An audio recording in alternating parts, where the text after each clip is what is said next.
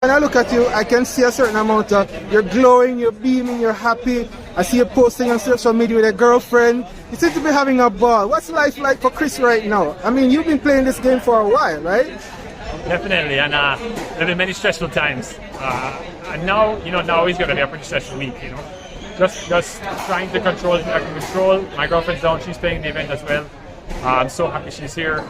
So, I think all of that will just help to keep the steady out, and I look forward to just competing in front of everyone here in Jamaica.